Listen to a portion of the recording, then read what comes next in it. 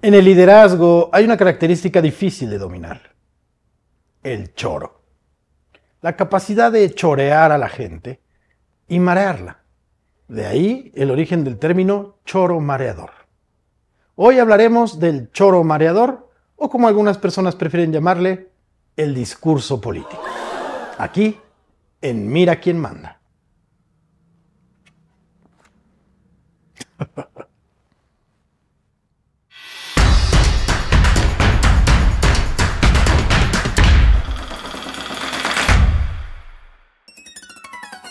Queridas y queridos kibernautas, estamos de vuelta en esto que es Mira quién manda, en donde nos ponemos a hablar de liderazgo desde muchísimos ángulos, a partir de muchos temas, y estoy como siempre maravillosamente acompañado del maestro Gerardo Lavega. ¿Cómo estás? Gus, encantado de estar contigo y con los kibernautas que hoy nos acompañan. Esta segunda temporada hemos estado platicando de cosas muy interesantes. Ahora toca el turno de hablar de los discursos políticos, los grandes discursos políticos, que además son muy importantes porque pues ayudan a que tengas a tu séquito, ayudan a que la gente se te alborote, ayudan a que tu idea pase, tu mensaje pase, para inspirar, para mover masas. El discurso es importantísimo, ¿no? Importantísimo, es lo que le da sentido a tu acción política. Si tú nada más diriges, vamos, ¿a dónde vamos? Acompáñenme, ¿a qué? Vengan conmigo, ¿para qué? ¿Por qué? Y el discurso político es lo que crea la narrativa del líder político. ¿Cómo definiríamos entonces discurso político en términos de qué componentes debería tener un discurso político, crees tú? Bueno, es la invitación a la acción, la invitación a la unidad, la invitación a pelear por algo, por la libertad, por la justicia, por la dignidad. Basta de que nos opriman, basta de que nos hagan estas injusticias, basta de que nos ninguneen.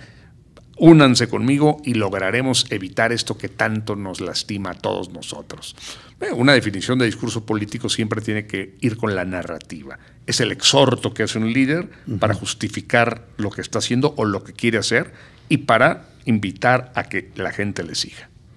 Me gusta mucho ese concepto que ya hemos escuchado, Mira quién manda, de justificar, ¿no? Justificar tu liderazgo, justificar tus ideas, justificar incluso tus masacres, justificar. Justificar tus masacres, claro. Sí, claro. Es importantísimo. Entonces, si pudiéramos pensar en el discurso, ¿tú crees ha escrito la historia en muchos sentidos? ¿Ha ayudado a que se definan si se toma o no se toma acción? ¿El discurso tiene ese poder? Sí, por supuesto. Por supuesto. Y finalmente también para pasar a esta historia necesitas tener una justificación. Claro. Si sale un hombre y mata a 20 personas, dicen, ¿por qué los mató? Pues porque estaba loquito, pues un loco, salió con un rifle y mató a 20 personas. Claro. ¿Por qué? Pues no sé, un loco, nunca explicó por qué. Pues a la cárcel, al manicomio. Pero si tú dices, no, tuve que hacerlo para salvar a la patria y tuve que hacerlo por el devenir de mi sociedad, y la, sí, qué bueno que lo hizo, y la gente aplaude, pasas como héroe nacional. O sea, lo mismo que haces con discurso se convierte en una cosa completamente distinta si lo haces sin discurso. Sin discurso. Ya hemos platicado en este mismo programa lo que decía Maquiavelo, no importa lo que hagas, da igual, justifícalo. Oh, sí. Eso cambia todo.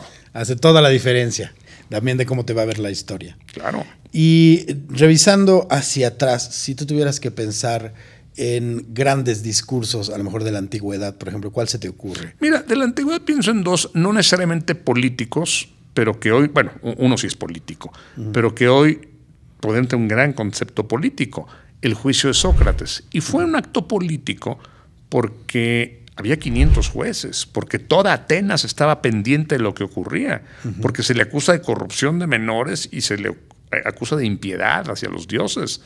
Son los ejes de la sociedad. Si usted se burla de los dioses, usted está rompiendo la cohesión social. Y Sócrates, con brillantez y con lucidez, defiende su posición, que no le sirvió, porque finalmente fue condenado y fue condenado a beber la cicuta. Estamos hablando del año 399 antes de nuestra era. Y luego pienso en uno, ya posterior, 44 antes de nuestra era, cuando matan a Julio César y mucha gente va con Cicerón y le dicen, maestro, tome usted el poder. Nadie más que usted. Pero Cicerón no tiene liderazgo, no tiene la simpatía, sabe que lo van a traicionar. Y lanza un discurso muy bonito para explicar por qué no va a aceptar, pero que hay que defender el espíritu de la república. No le funcionó, finalmente acabaron matando a Cicerón. Es un discurso fallido. Pero esa explicación que dio fue lo que mantuvo el espíritu republicano durante años y años y años. Y a pesar de que llegó el Principado con Julio César, con Augusto, bueno, finalmente siempre tenía que prevalecer alguna figura republicana como el propio Senado. Bueno, Cicerón es un gran justificador de la República, aunque haya perdido y aunque haya fracasado la República en Roma. Dos discursos con un final trágico, ¿sí?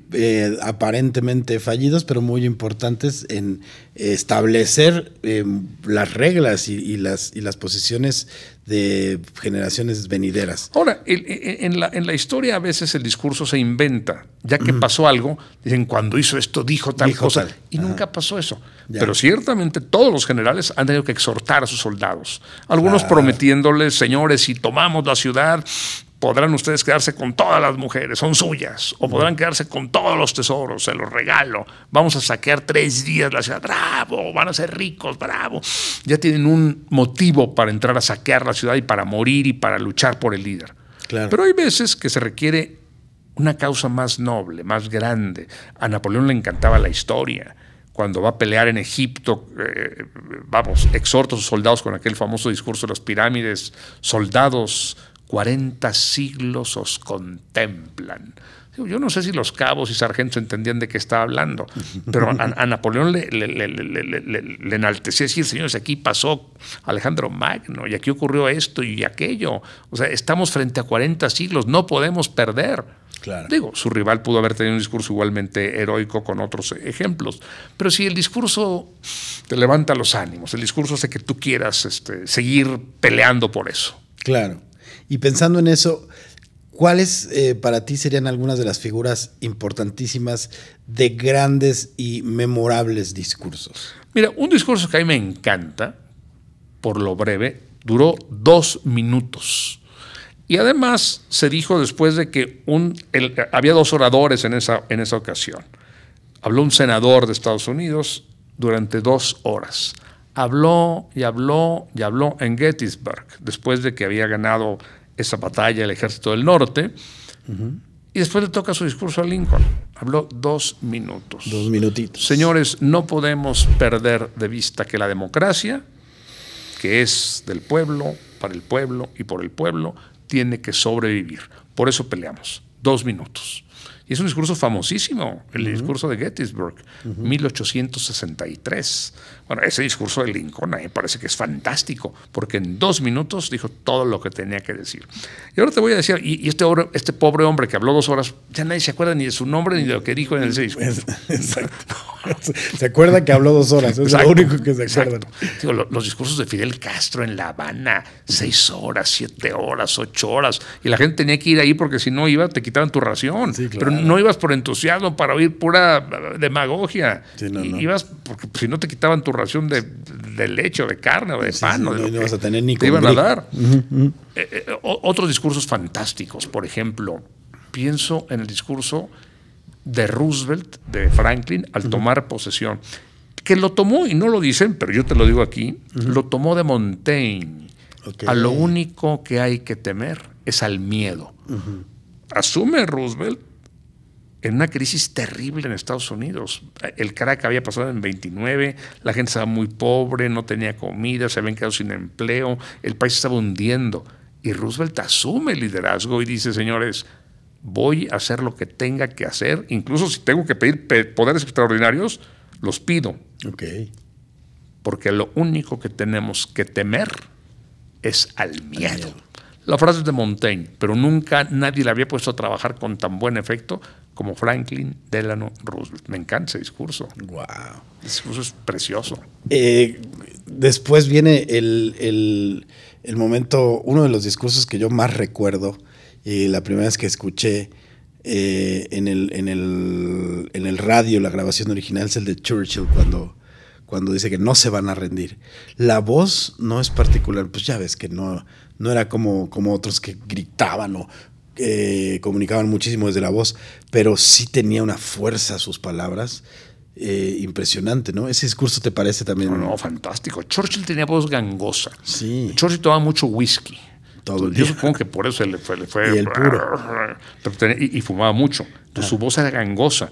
Pero sus imágenes poéticas, sus alusiones a la historia, sus metáforas grandiosas, sacudían al pueblo. Cuando toma posesión, dice: señores, me preguntan que cuál es mi programa, la victoria. Que cuál es mi objetivo, la victoria. Que ¿para qué hacemos todo esto? Para ganar, porque no podemos permitir que se pierda el Reino Unido. Porque si se pierde el Reino Unido, se pierde la humanidad. Me preguntan, ¿qué les ofrezco? Y se los digo: sangre, sudor, trabajo duro y lágrimas. Es contundente. La gente dice: pues es que no hay otra. Tenemos que pelear y a matar. Y la única visión que tenemos es la victoria. La victoria tiene que mover cada cosa que hagamos de aquí en adelante. Vienen tiempos bien complicados, pero me enardece. Dice: voy contigo, por supuesto que voy contigo. Vamos con todo. Es que mire, el discurso político tiene que tener emoción. Claro. Cuando un político no muestra emoción, un político profesional no muestra emoción, está condenado a fracasar. Hay un debate político, ahorita hablamos, si quieres, de los debates entre los presidentes, pero déjame hacer la alusión. Cuando en 1988 debaten Bush padre contra Dukakis. Dukakis es un hombre mucho más inteligente que él, mucho más preparado, el demócrata, mucho mejor formado que Bush. Pero hay una escena en que le preguntan en el debate: señor Dukakis, usted está en contra de la pena de muerte. Imagínese que secuestran a su esposa, la violan y la matan. ¿Aún así estaría contra la pena de muerte? Y Dukakis, sin que se le mueva un gesto de la cara, dice: sí, aún así estoy en contra de la pena de muerte, porque el ejemplo que usted me pone es aislado y estamos buscando ideas generales y abstractas. Pues perdió.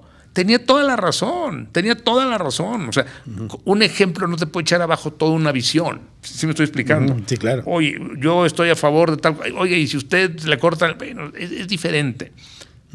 Y Dukakis no estuvo a la altura, fue demasiado frío, demasiado cerebral, y eso daña mucho el discurso político. El discurso político tiene que ser, sí, una parte cerebral como Churchill, sí, claro, pero decirlo así sea con voz gangosa de whisky y de puro, con toda la entusiasmo y con lágrimas en los ojos. ¿Quién fue el que dijo que Churchill puso el idioma inglés? Chamberlain. ¿Cuál fue la frase? Ha puesto a trabajar a lengua inglesa a su favor o a favor de su causa. Es maravilloso. Sí, por supuesto. Era un gran conocedor de la lengua inglesa, Churchill, más allá de su voz fea. De su voz fea, porque además él decía que solo prendía un puro, ¿no? Porque él decía: yo solo prendo un puro al día, porque luego no apagaba el otro para prender el que sigue. Ah, claro. Entonces iba pasando de puro en puro todo el día. No tenía una voz ejemplar, pero qué manejo de la lengua. Y luego, continuando con algunos de los discursos que podemos destacar, digamos, de los famosos, tenemos uno que pues es un clásico, que como bien mencionaba nuestro director de contenido, nuestro productor Juan Pablo Valdés, este discurso que hasta tiene nombre: I have a dream. ¿Qué opinas de ese discurso del doctor Martin Luther King? Ese discurso lo pronuncia Martin Luther King en 1963. Lo pronuncia frente al Memorial de Lincoln. Hay 250,000 personas. De estas, 60,000 son blancas. Y este discurso que pronuncia Martin Luther King es un discurso que sigue recordándose una y otra vez. Fue breve, no tan breve como el de Lincoln en Gettysburg, pero es un discurso breve donde dice: yo sueño con que alguna vez los hijos de los antiguos esclavos y los hijos de los antiguos colonizadores puedan compartir la mesa. Yo sueño con el día en que mis 4 hijos no sean juzgados por el color de su piel, sino por la fuerza de su carácter. Pues es un discurso que enardece, es un discurso que encanta, se lanza contra el gobernador de su estado, de Alabama, y finalmente regresa al sur y lo matan. Y lo mataron, no había pasado ni un año de ese discurso cuando lo matan.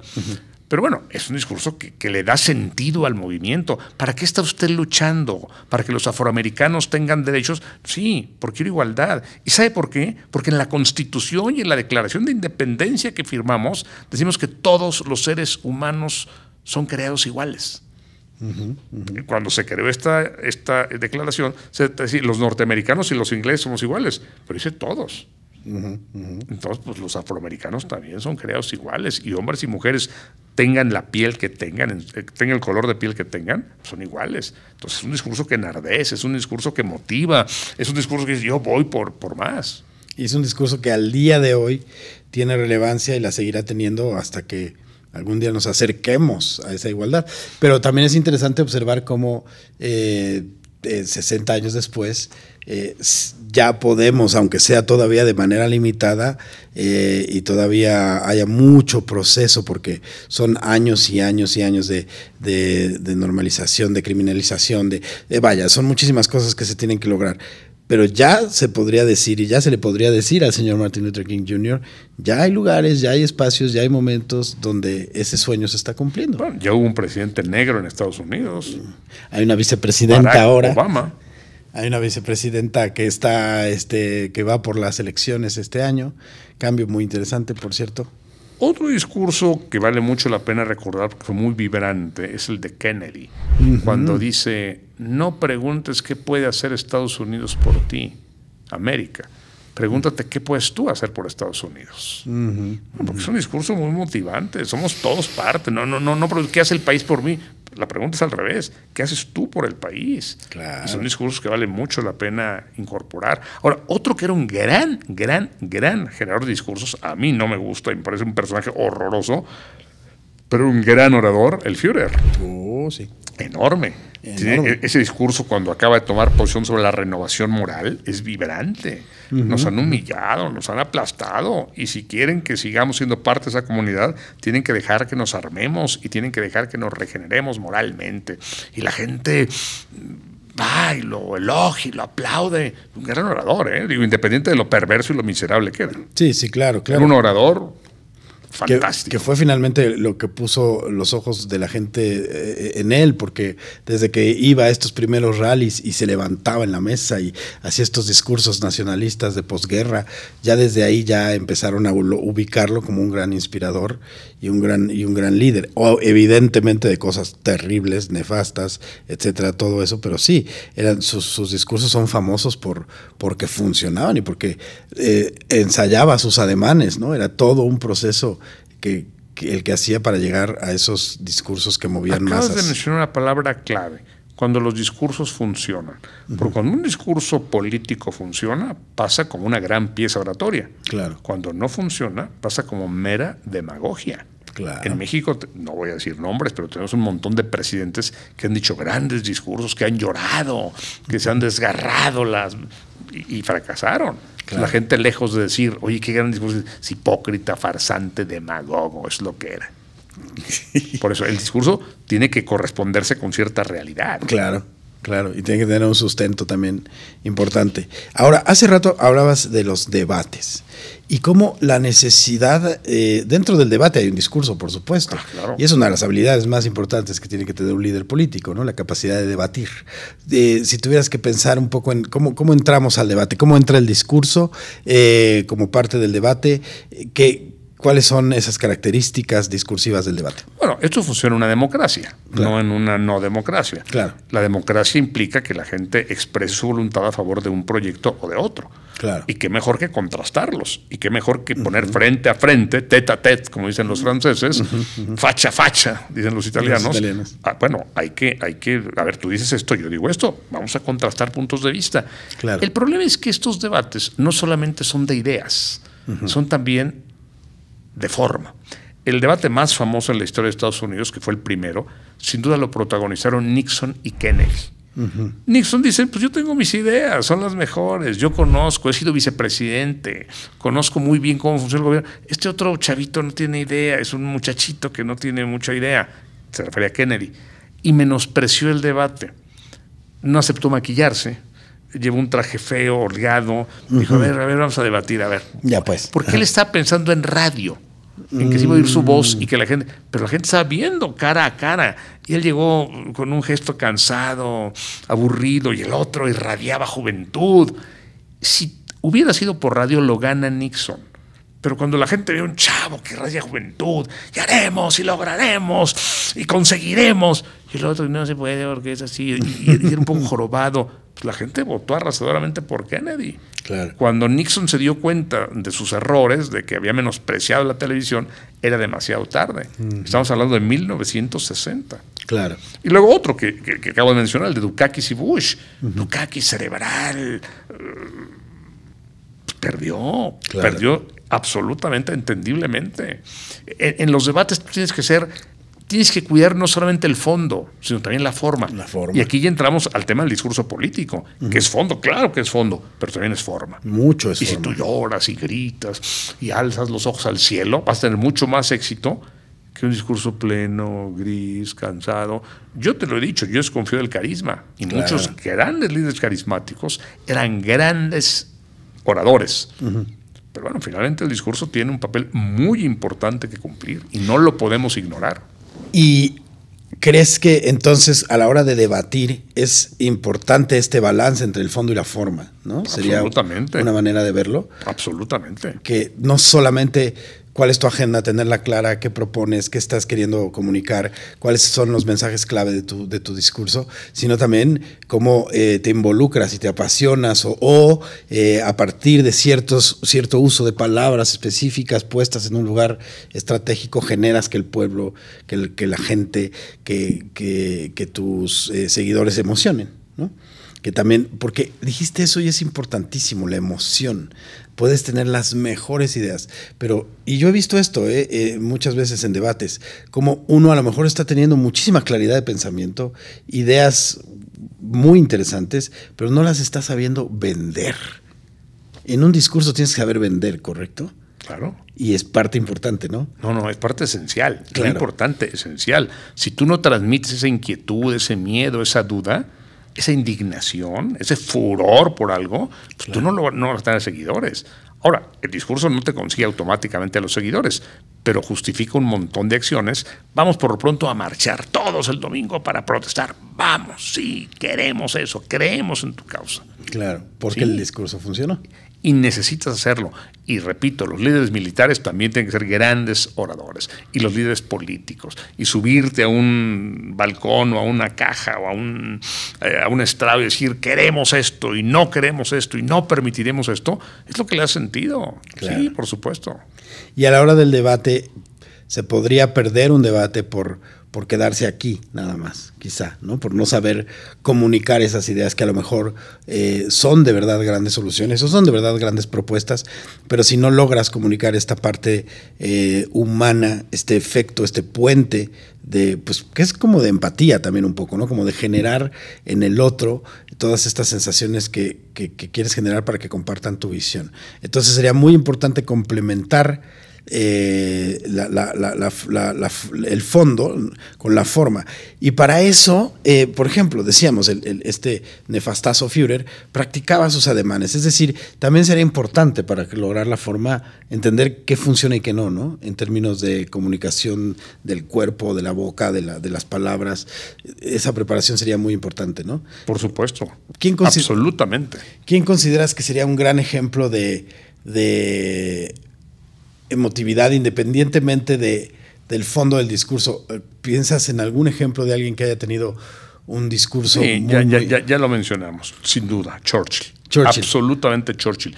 Y tú contrastas los discursos de Churchill por ejemplo, con los de Benito Mussolini. Son horrendos, horrendos. Y es la misma pasión, la misma fuerza del Führer, Mussolini. Pero Mussolini no tiene sustento, no se entienden, porque tiene toda la emoción, pero le falta la estructura, la idea. ¿Por qué vamos a invadir Abisinia? O sea, ¿cuál es el proyecto? Y no te convence. Y no te convence. Fíjate que la BBC de Londres ha estado editando discursos, grandes discursos. Okay. Y tienes estos discursos de Churchill que tú mencionabas, ya están editados y los puedes escuchar en la BBC, en la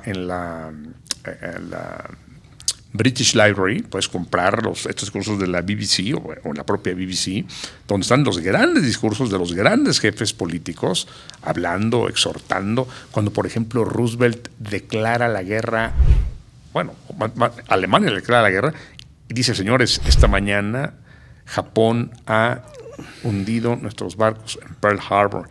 ¡Qué discurso! ¡Qué discurso! y entramos a la guerra. Y la gente lo ovaciona. Entonces, bueno, yo creo que estos discursos hay que oírlos muchas veces. Y si los puedes conseguir en la BBC, supongo que deben estar en Google. Sí, seguramente. Porque cazándole. oír, aunque sea mucho tiempo atrás, oír la voz, la emoción y contextualizar, te da una idea del discurso político fantástica. Claro. Ahora, ¿cómo debe ser el discurso político en nuestra era? En una era de medios, en una era tan mediática. ¿Debe seguir siendo con gritos, con aspavientos? Yo ya no veo a los líderes haciendo esto y sin embargo lo siguen haciendo. O sea, yo ya no podría creer en un líder. A mí no me convencería un líder que grita y se desgarra la ropa. Pero yo veo, por ejemplo, a Trump. Sus discursos son: voten por mí y nunca más tendrán que votar porque el mundo cambiará, será nuevo. Eso no suena a demagogia pura. Sí, no hay fondo, a veces ni forma. Solamente hay gritos. Y sí, se vuelve difícil. Ahora yo creo que pareciera que hoy día la tendencia sería también la honestidad, ¿no? Como la transparencia de la persona que da el discurso.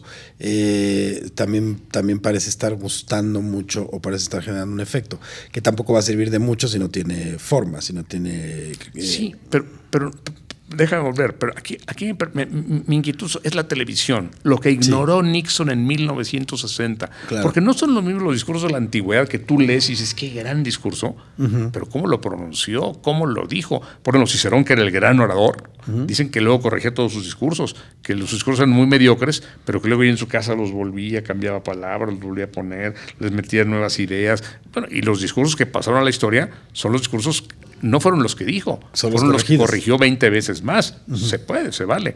Pero aquí ya no, porque con la televisión y con las redes tenemos en vivo y en directo a la persona que lo está diciendo. Claro. ¿Cómo lo está diciendo? ¿Qué sigue para el discurso político en ese sentido? ¿Cómo te enfrentas a las redes? ¿Qué tienes que decir ante las redes? Tienes que ser muy cerebral, muy emocional. Digo, son los grandes retos del discurso político hacia adelante. Claro. Encontrar ese equilibrio, quizá, porque además algo que me resulta interesante es que aún volvemos al ejemplo de Churchill, porque a mí me parece justo, no era un líder sonriente ni con una voz fabulosa, no era no era esta energía juvenil de Kennedy, pero la fuerza en su discurso era justo lo que necesitaba el momento. Entonces también el discurso se adapta, claro, o tendría que adaptarse al momento, ¿correcto? Sí, y la antigüedad tiene la gran virtud de que no sabemos cómo hablaban. Claro. Por ejemplo, los dos grandes primeros ministros enemigos acérrimos de la era victoriana, William Gladstone, que me encanta, y Disraeli. Hay un ejemplo muy famoso en que Gladstone increpa a Disraeli y le dice: ¿y usted, querido amigo? Son muy, muy atentos. Usted, caballero, tendrá un feo final. No lo sé si lo van a ahorcar o va a morir de una enfermedad contagiosa. Y le contesta a Disraeli: señor Gladstone, caballero, amigo mío, eso dependerá de qué abrace, si sus principios o a su amante. O sea, ¿cómo lo dijeron? No lo sabemos. Claro. Pero eso estallaba en el Parlamento y era la comidilla de meses en Inglaterra. Las respuestas que estaban, y requieres mucho ingenio. Sí. Y en los debates tienes que tener para contestar, respuesta, claro, captar. ¿Sí me explico? Sí. Y si lastimas, y si no lastimas, y si te quedas callado y pareces incompetente. Pero yo creo que los debates ayudan mucho a la democracia. Claro. Ahora, el hecho de que es un buen orador no significa que sea un buen gobernante, que es otro problema. Ese es otro Porque yo puedo ser un gran orador, puedo ser un gran debatidor y ser un pésimo gobernante. Claro, y que ha habido varios ejemplos. Muchos. Varios. Una vez más, señoras y señores, se nos ha acabado el tiempo. Yo nomás siento que apenas estamos calentando motores. Ya digo, tráiganme un cafecito, esto se está poniendo buenísimo, pero se nos agotó el tiempo. Así que bueno, antes de irnos, por favor, vayan al Cibercafé, platiquen. Para ustedes, ¿cuáles han sido algunos de estos grandes discursos? ¿Qué retos han enfrentado a la hora de tener que dar un discurso o a la hora de debatir? Y pues sigan tomando nota, porque aquí en Mira Quién Manda hablamos de liderazgo desde muchísimos ángulos. ¿Algo más que quieras decirle a nuestros cibernautas? Que el discurso político tendrá que sufrir grandes cambios hacia adelante, pero no sabemos cuáles son. Y como tú lo has dicho muy bien, hay que irnos adaptando. La adaptabilidad. Pues muchísimas gracias. Gracias por su tiempo. Yo soy el Maestro Gus. Nos encontramos aquí en Mira Quién Manda.